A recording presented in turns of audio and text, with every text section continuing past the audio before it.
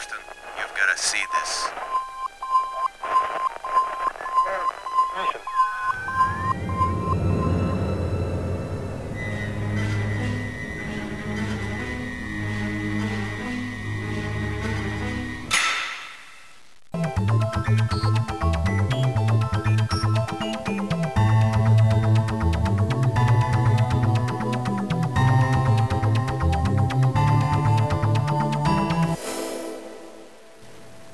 O programa Destaque da Faculdade Integrada da Grande Fortaleza, na FGF-TV, gravando aqui diretamente dos estúdios do Dr. Manolito Eduardo Campos, o destaque de hoje com o professor Arioton Sidô. O professor é figura de relevo nos círculos do magistério cearense, reeleito em sucessivos mandatos, é o atual presidente da Associação dos Professores do Ensino Superior do Estado do Ceará, a PESC, com formação no Seminário Arquidiocesano de Fortaleza e no Velho Liceu do Ceará, é bacharel em Direito pela Universidade Federal do Ceará e licenciado em Letras pela Universidade Estadual do Ceará. Foi professor na Faculdade Católica de Filosofia do mesmo estado e em outros estabelecimentos de ensino básico da capital cearense. Fez curso de especialização em Linguística em Georgetown, em Washington, D.C. e na Universidade do Texas, nos Estados Unidos. Também é professor de Direito aqui da Faculdade Integrada da Grande Fortaleza. Professor, muitíssimo obrigado pela sua participação. Eu sei que nós vamos falar um pouco hoje nesse destaque do lançamento do seu livro Ensaios, mas antes eu queria saber um pouco mais sobre o Arioton Sidô. Eu queria saber um pouco, o senhor, de repente eu queria saber um pouco mais da sua história, do seu passado, e quando foi que o senhor decidiu que seria professor? Bom, Jonas, a minha formação, como você acabou de dizer, foi no Seminário Arquidiocesano de Fortaleza, Seminário da Prainha, onde eu estudei 6 anos internos, onde naquela época, nós vivíamos com o estudo, do estudo e para o estudo, do latim com o latim para o latim, na época em que o latim dominava não só a educação secundária e superior de Fortaleza, do Ceará, aliás, de todo o Brasil, mas também o latim era a língua básica da Igreja Católica, a latim era a língua em que servia de embasamento a toda a formação linguística nossa. Então, a minha formação veio disso. Ao sair do seminário, eu fiz, porque não era equiparado, eu fiz 6 anos, do 1º ao 6º ano, e fiz científico no Velho Liceu do Ceará, quando o Liceu do Ceará era tido e havido como o melhor colégio de 2º grau daqui de Fortaleza, com o melhor corpo docente esse que foi todo, quando por ocasião da criação da Universidade Federal do Ceará, todo o corpo docente do Liceu foi aproveitado na Universidade Federal do Ceará. Então, posteriormente, fiz Direito na Universidade Federal e fiz Letras. E já ensinava como acadêmico, já de Direito, como acadêmico, já no 1º ano, eu, pelo gosto que eu tinha pela língua inglesa, eu já era professor de vários colégios de Fortaleza, inclusive Liceu e Justiniano de Serpa. Então, logo eu terminei, terminei a faculdade, o curso de Letras, eu iniciei como professor do Colégio Estadual Liceu do Ceará e do Colégio Estadual Justiniano de Serpa.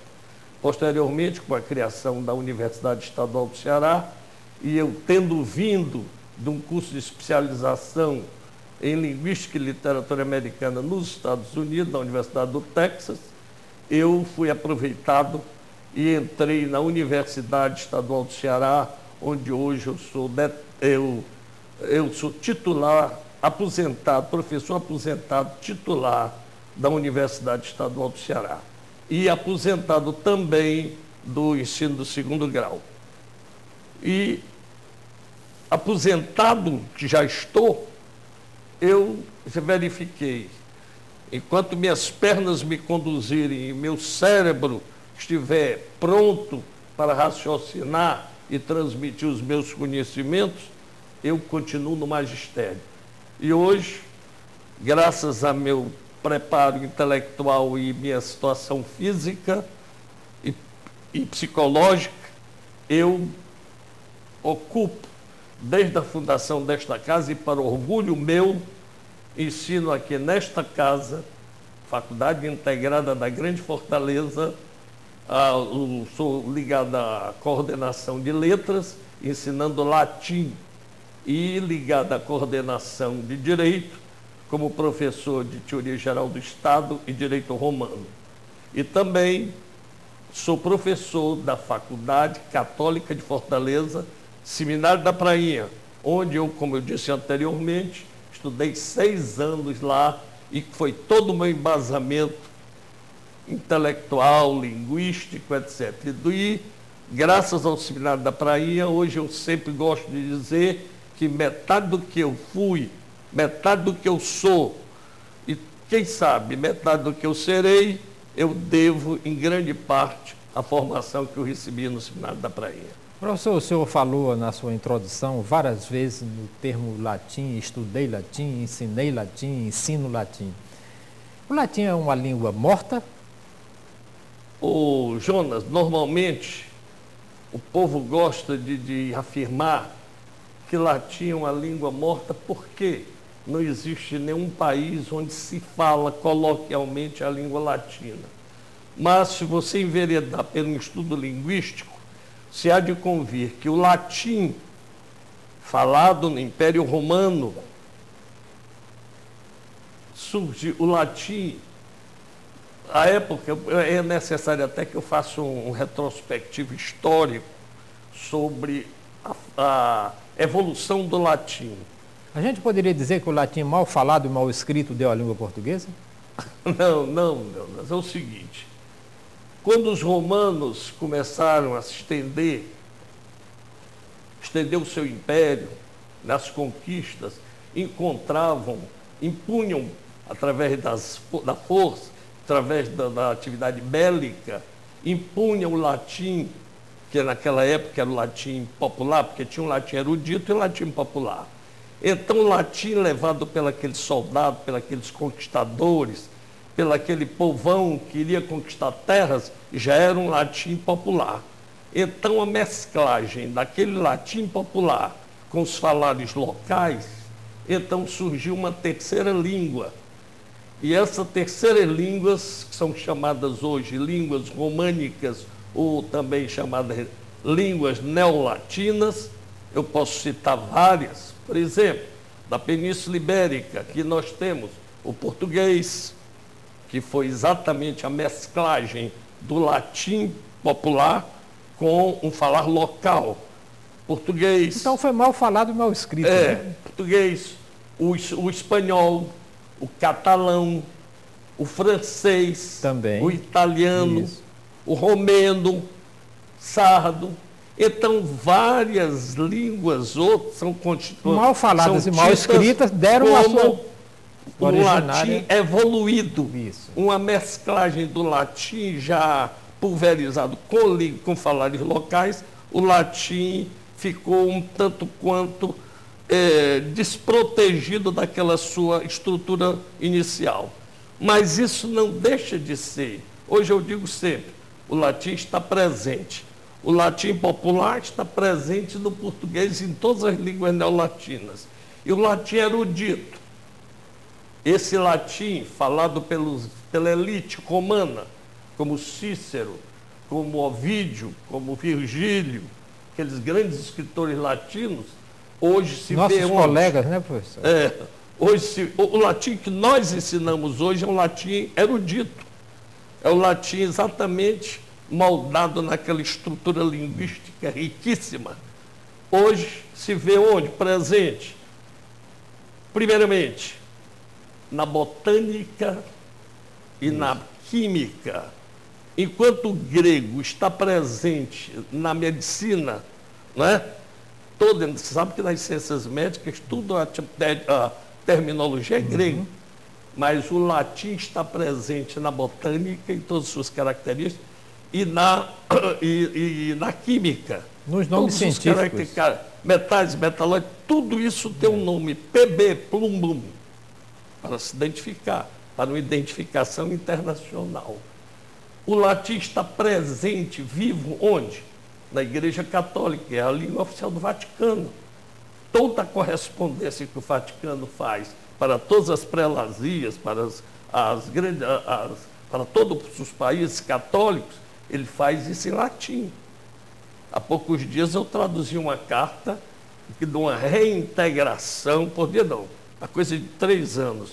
Eu tive que traduzir a pedido uma carta de uma reintegração de um ex-padre que se casou, enviuvou e quis voltar. Então, eu vi essa carta em latim e me pediram para traduzi-la. E eu fiz com o maior prazer, traduzi. Outro dia, me trouxeram um diploma emitido pela Universidade de Londres, todo em latim. E esse diploma eu tive o prazer de traduzir, embora não haja nenhum tradutor público compromissado em latim. Então o latim está vivíssimo, principalmente, e agora eu quero enfatizar, nas ciências jurídicas. Nas ciências jurídicas, como nós sabemos que no século VI da nossa era, com o imperador Justiniano, que era o imperador do Império Romano do Oriente, ele chamou os grandes juristas e elaborou a obra-prima da literatura jurídica universal, que se chama Corpus Juris Civilis. E esse Corpus Juris Civilis, cujo livro é formado de 6 livros, e o principal livro, chamado Digesto, que é a síntese do direito civil romano, que foi até ditado em latim e em grego, ele serviu de embasamento para as legislações de todos os povos da época. Não só da época, por exemplo, porque quando o latim teve sua vida, quando a gente ensina stricto sensu, latim no sentido restrito, direito romano no sentido restrito, porque o direito romano está ligado diretamente ao latim. Mas o direito romano vem de Rômulo, que é o fundador de Roma, até a morte de Justiniano, que foi o grande organizador, compilador do Corpus Juris Civilis. E, no sentido lato, 26 séculos, vem de Rômulo, fundador de Roma, até o Napoleão, quando Napoleão chamou os juristas franceses e disse: eu quero um código francês. 26 séculos. Daí foi quando surgiram os códigos. Código francês, código alemão, código russo, etc, etc. Lá em Portugal, já existiam as ordenações filipinas, manuelinas, todas baseadas, todas calcadas no direito romano, que era todo em latim. E aqui no Brasil, no começo da República, convocaram o nosso grande Clóvis Bevilacqua e lhe deram a missão de organizar o nosso código, preparar e lançar o anteprojeto do Código Civil Brasileiro. Então, o doutor Clóvis Bevilacqua, em 2 anos, preparou o anteprojeto do Código Civil Brasileiro, que, onde foi que o doutor Clóvis foi procurar rimo? No direito romano. Por isso é que o nosso Código Civil é todo ele calcado no direito romano. E é por isso que no nosso Código Civil tem tantas expressões latinas, tem tantos aforismos latinos. E eu digo, o latim está presente nas ciências jurídicas. E o profissional do direito, que não sabe, não tem conhecimento de latim, não tem aquele embasamento do latim, tem um certo complexo de inferioridade. Porque ele emite um parecer em latim, mas não sabe a essência da coisa. Sabe o que quer dizer a coisa mais ou menos. Então, o latim está vivíssimo, assim como o grego. O grego falado por Platão, Aristóteles, Sócrates, não é o mesmo grego de hoje, mas é grego. Portanto, o português, o que é o português, o que é o espanhol, o que é o catalão, que se fala o que é o espanhol, o francês, o italiano, o romeno, sardo. Então, essas línguas são, a meu ver, o latim evoluído através dos tempos. Perfeito. Perfeito. Professor, final de semana passado, eu fui convidado para um almoço lá na PESC. Eu chegando lá na PESC para o lançamento do seu livro ensaio, fiquei surpreendido com a quantidade de pessoas que tinham ido abraçar você lá no lançamento. Eu queria que você falasse um pouco sobre aquele dia e sobre o lançamento do seu livro Ensaios. Jonas, graças a Deus, durante todo esse meu percurso, durante toda essa minha vida, eu tive a oportunidade de conviver com muita gente, fazer grandes amizades e conservá-las, o que não é fácil, fazer uma amizade e conservá-las. E eu me jacto de ostentar uma vasta linha de amigos, grandes amigos. Dia 4, meu aniversário foi dia 3. E, como era sexta-feira, os que fazem a Associação dos Professores do Ensino Superior do Ceará, a nossa querida PESC, da qual eu tenho a honra de já estar com vários mandatos como presidente, então resolveram comemorar o meu aniversário e o lançamento do livro Ensaios, que é o meu lançamento desse livro, no dia 4. E eu me surpreendi também, Jonas, porquanto, se eu soubesse que aquela quantidade de gente, aquela avalanche de gente iria à PESC, tomando conhecimento através de amigos, através da imprensa, então eu teria procurado até um buffet maior para fazer esse lançamento. Mas eu me surpreendi, fiquei muito envaidecido, muito agradecido, e de público agora agradeço a todos aqueles que foram me honrar com a presença, que adquiriram o meu livro, que tem tido uma aceitação muito boa. Estou até pensando até numa segunda tiragem, porque a primeira está quase se esgotando. Porque nesse livro, Jonas... Eu queria que você falasse um pouco mais sobre o livro. Nesse livro, são livros mais ou menos de pesquisas, em que eu transcrevo trabalhos, alguns publicados já em revistas especializadas, como a revista da Academia Brasileira de Letras Jurídicas do Rio de Janeiro, como boletins do Rotary Club de Fortaleza. E então, nesse livro, eu falo sobre a origem e a evolução do latim, desde os primórdios, aí até as línguas românicas. Eu até tenho a petulância de discordar de Olavo Bilac, quando eu digo que o português não é a última flor do lácio. Pode ser inculta e bela, mas não é a última flor do lácio, porque o português é do século XIII. E o romeno, que era o romaico, é do século XVI. O primeiro texto em português é do século XIII. E o primeiro texto em romeno é do século XVI. Então, a última flor do lácio que é o latim, a origem do latim, não é o português, é o romeno. Então, nesse caso, é petulância minha discordar do grande poeta Olavo Bilac. Mas... Aí, em seguida, o senhor fala aí da etiologia das línguas. Etiologia das línguas românicas. Línguas românicas, essas que eu falei, são essas filhas diretas do latim. Então, falo na etiologia das línguas românicas. Falo também na etimologia da palavra direito. Isso aí também foi em razão do trabalho de pesquisa minha, em razão dos meus conhecimentos da língua latina. Eu achei de mergulhar um pouco na palavra direito. E eu cheguei à conclusão, porque todos os romanistas acham que a palavra direito vem do latim dirigere, quer dizer, dirigir, ir em frente, né?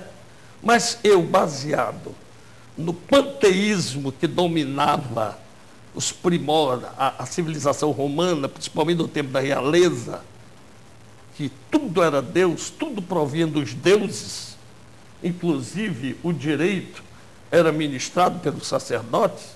Então eu cheguei à conclusão de que a palavra direito vem do latim dis mais rectum, do verbo regere, quer dizer, rectum supino, de onde vem o substantivo verbal, regido pelos deuses.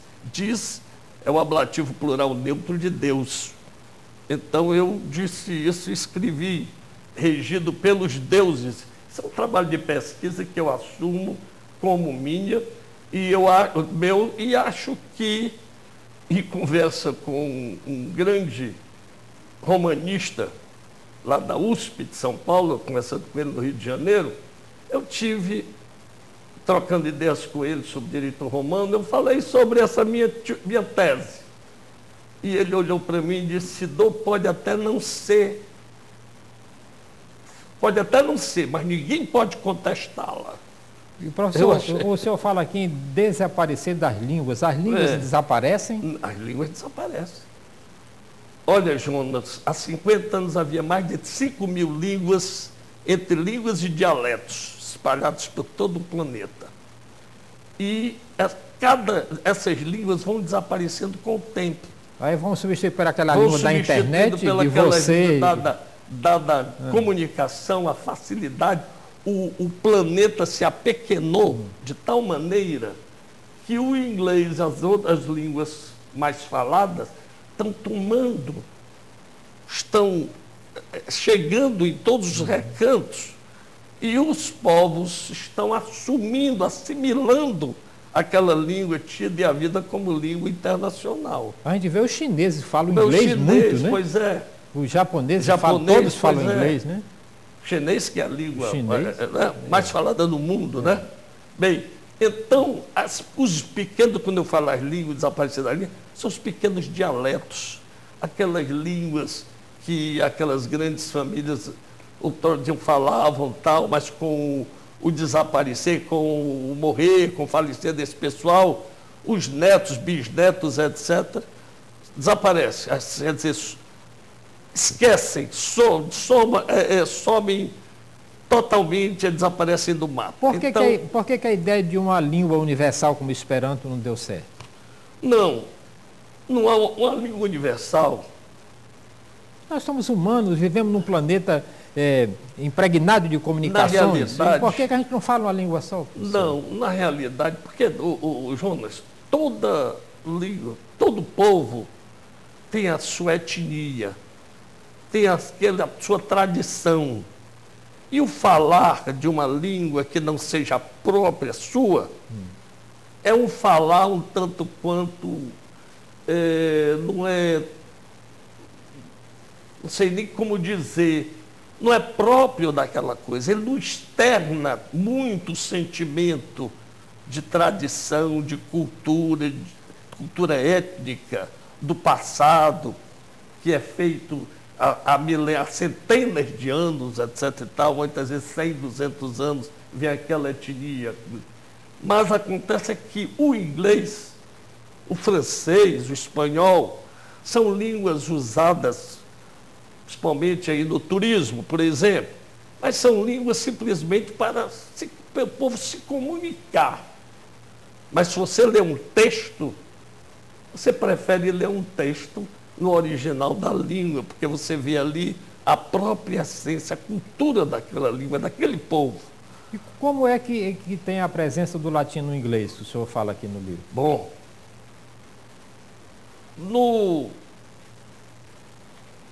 falei sobre a expansão do Império Romano. Do século I depois de Cristo, os romanos já dominavam da Península Ibérica à Mesopotâmia, que é hoje o Egito. Mesopotâmia, que hoje é o Egito, Palestina, todo o norte da África e todo o sul da Europa. Então, eles chamavam o mar Mediterrâneo de Mare Nostrum, nosso mar. Não satisfeitos, eles foram até a Palestina, foram até o leste europeu, como eu falei, conquistaram a Romênia. E, dada a ganância de expansionismo, eles foram conquistar a grande ilha, a Bretanha, e levaram a cultura romana para a Bretanha. Levaram o latim como língua oficial. E durante 3 séculos, eles dominaram a ilha, mas dominaram como? Belicamente. Mas o povo que habitava a ilha, os anglo-saxões, junto àquele pessoal, não absorveu a cultura romana, porque era um povo semi-analfabeto.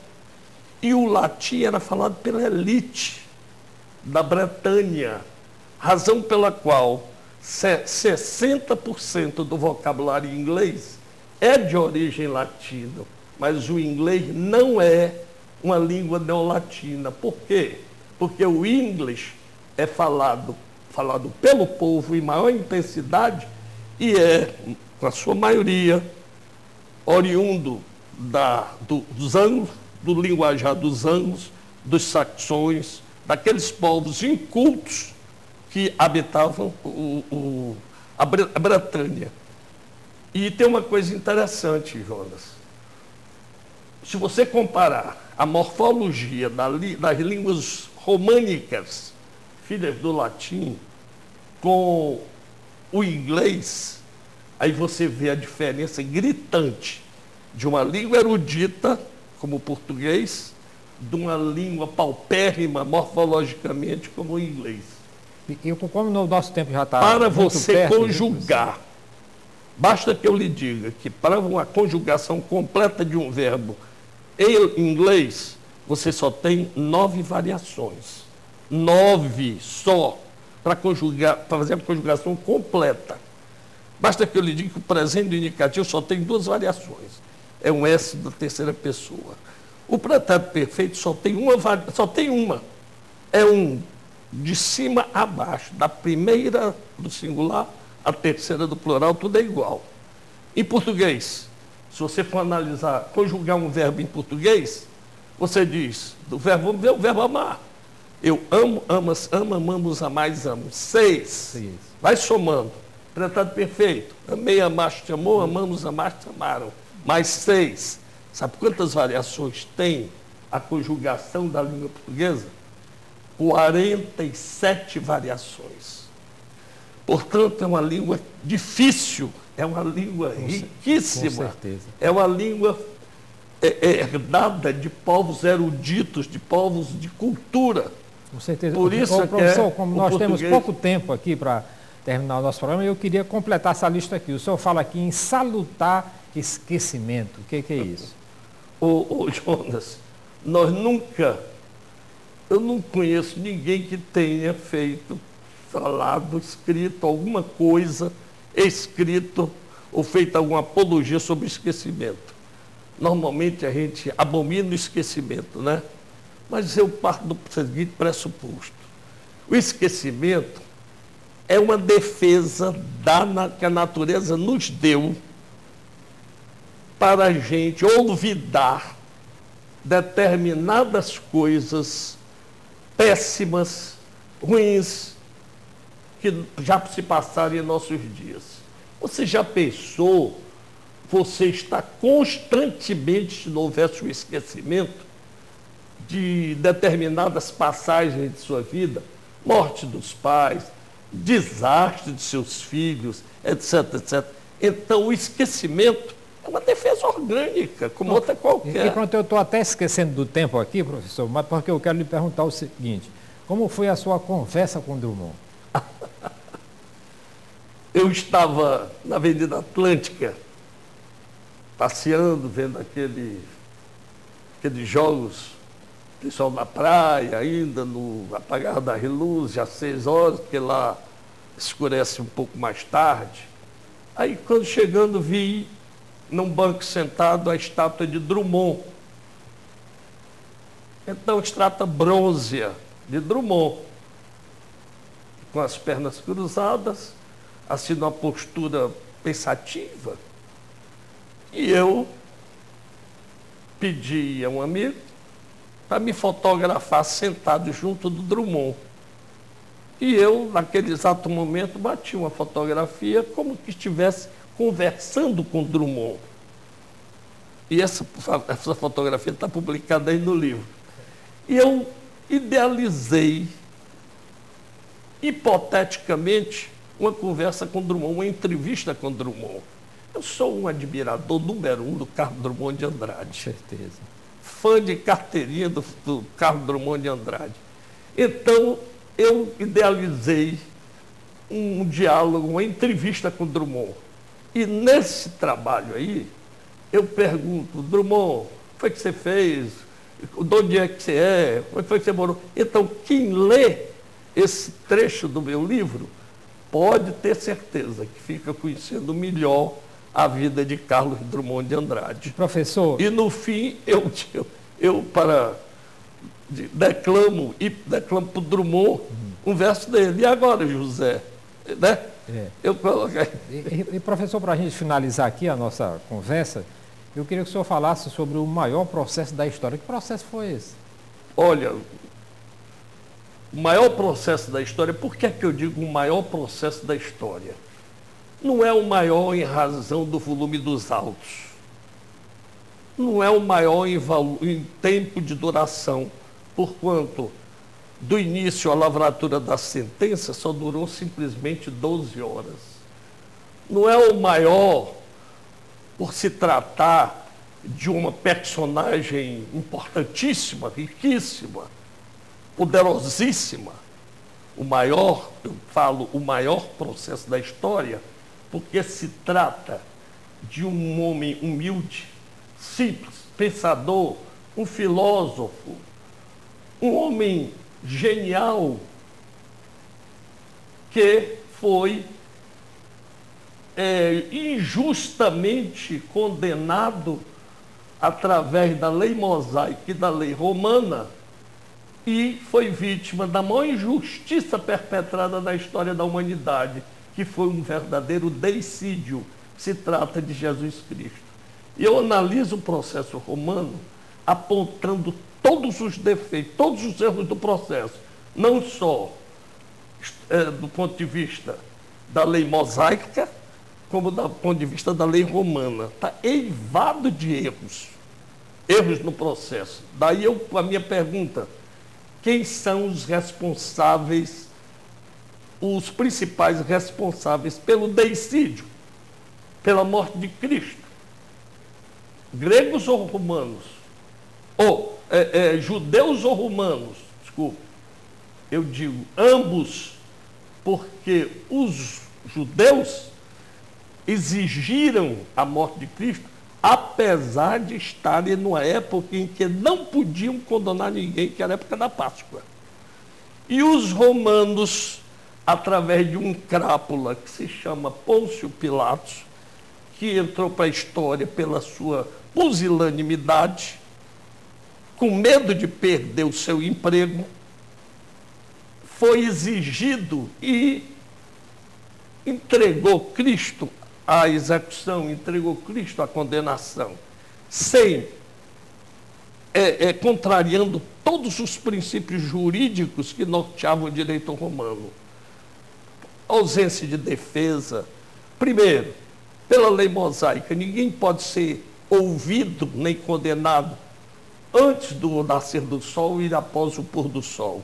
Cristo foi ouvido de madrugada.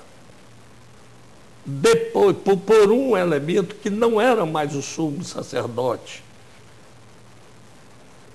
que era Anás. No dia seguinte que eles verificaram que estavam incorrendo num grande erro, foi que tentaram contornar a situação. Não houve advogado de defesa, não houve processo. Então, tudo errado. Eu elenco neste livro aqui e lamentavelmente não há tempo de dizê-lo todo, todos os erros do processo. Né? Pronto, portanto, por isso é que eu digo, o maior processo da história, não pelo volume dos autos, mas por se tratar de um grande homem, de um homem de Deus. E o senhor tem 1 minuto para as suas considerações finais aqui.